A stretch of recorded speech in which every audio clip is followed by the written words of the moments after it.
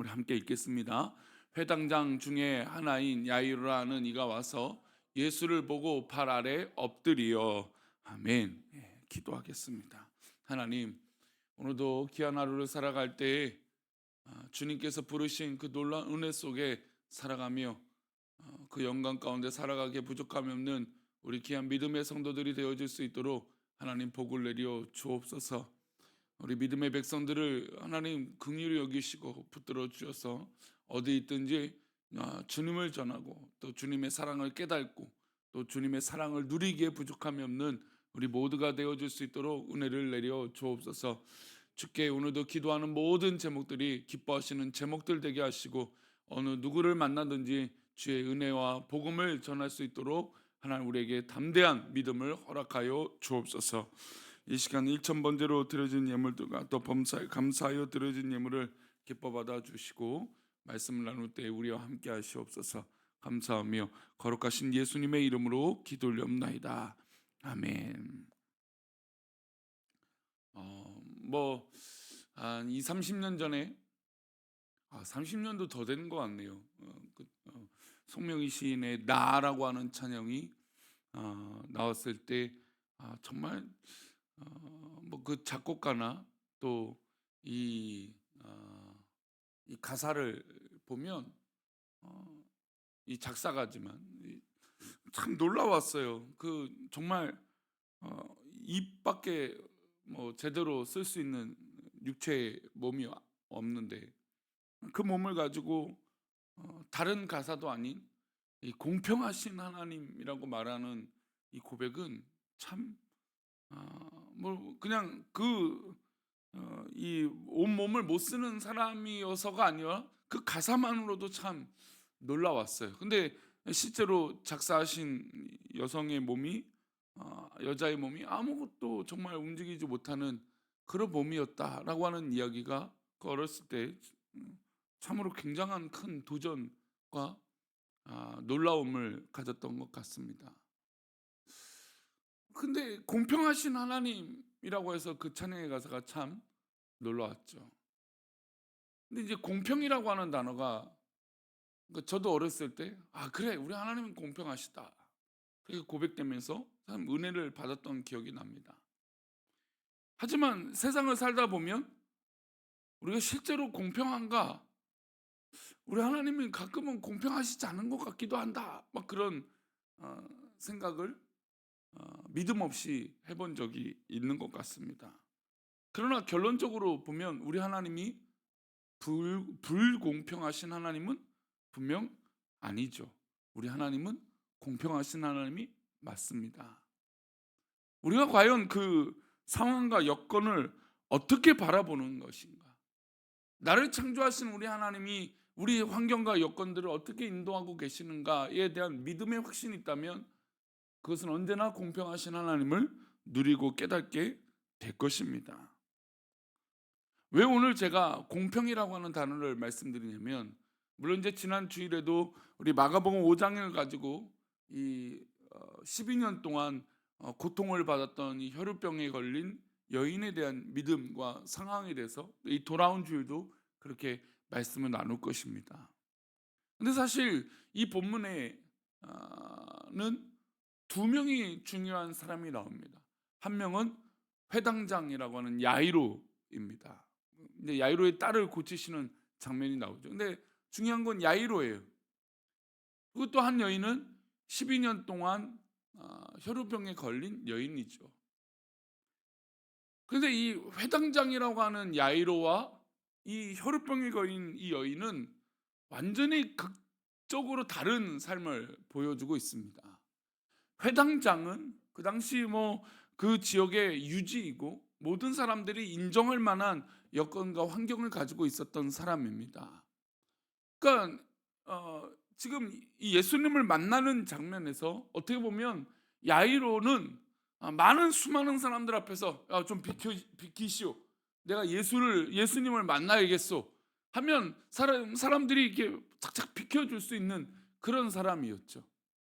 하지만 정말 모든 사람들이 저주받을 병이다라고 여겼던 이 혈우병에 걸린 여인은 사람들이 비켜주지 않기도 했지만 도저히 사람들 앞에 나아갈 수도 없는 그런 병에 걸린 여인이었습니다.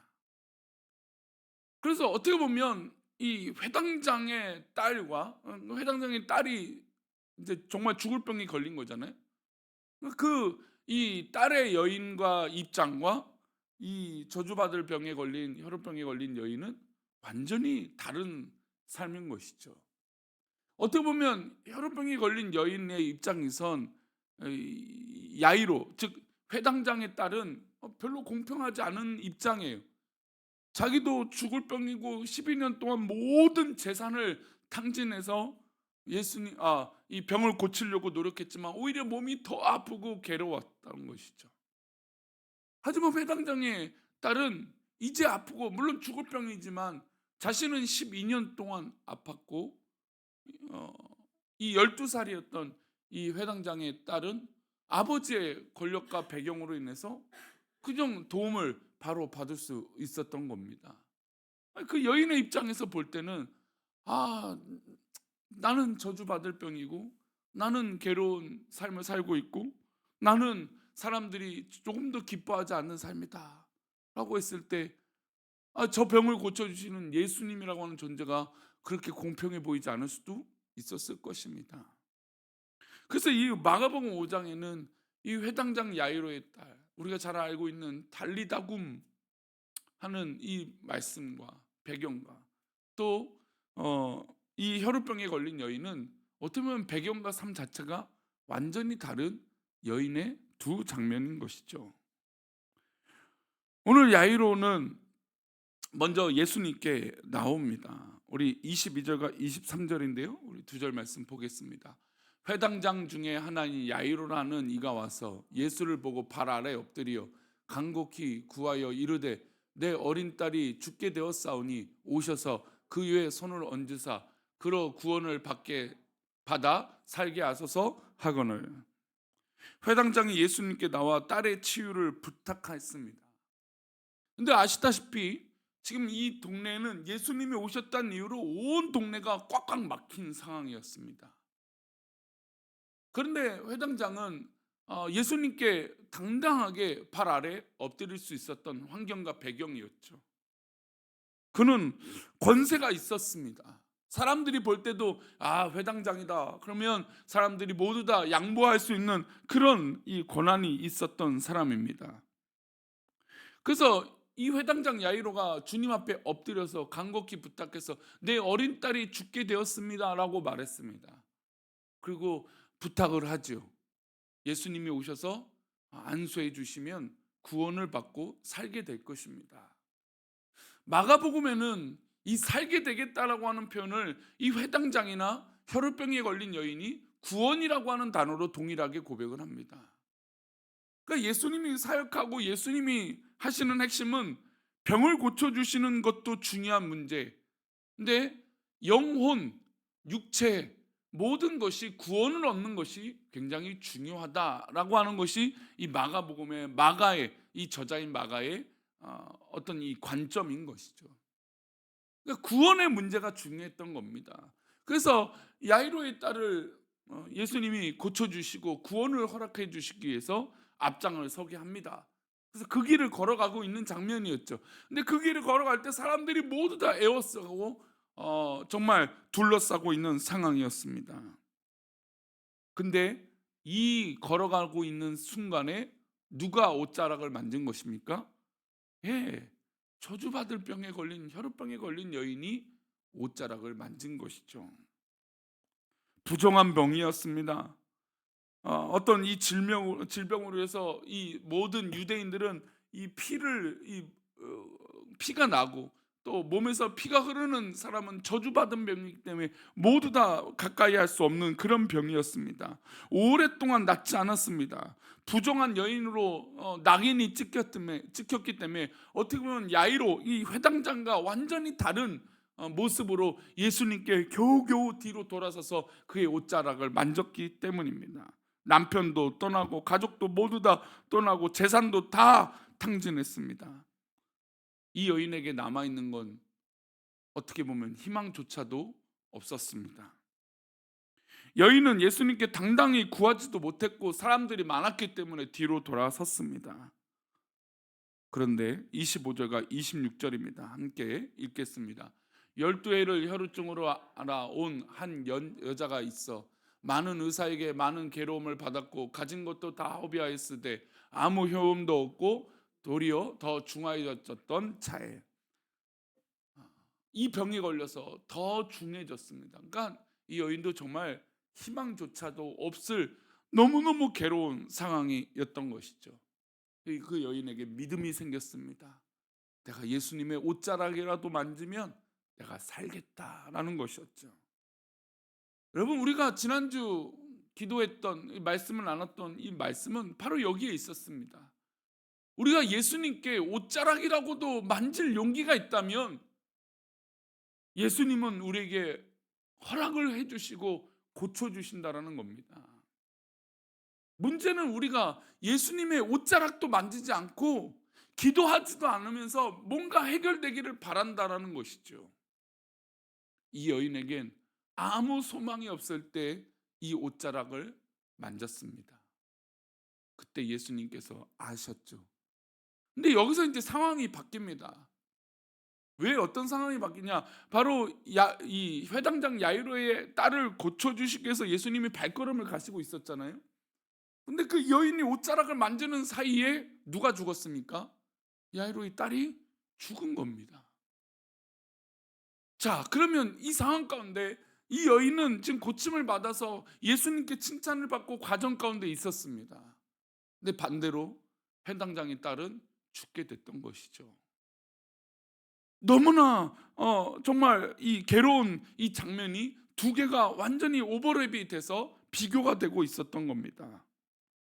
주님은 왜 이 여인의 믿음을 칭찬하시고, 사실 그냥 가셔도 되거든요. 왜냐하면 지금 야이로의 딸이 죽어가고 있는 상황이니까 급한 상황을 알고 계셨고, 근데 그럼에도 불구하고 이 12년 동안 혈우병에 걸린 이 여인을 칭찬하고 대화를 하셨던 것입니다. 주님께서 이렇게 하신 이유는 사회적 신분을 회복시켜 주시기 위함이기 때문이에요. 왜냐하면 혈우병, 그러니까 유출병에 걸린 이 사람은 제사장에 가서 그 병이 나았다는 것을 회복해야 됩니다.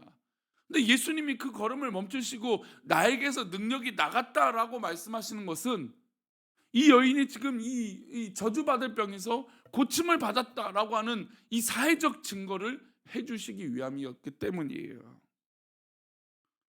여인의 간증을 듣고 기다린 동안 야이로의 집에서 사람이 왔습니다.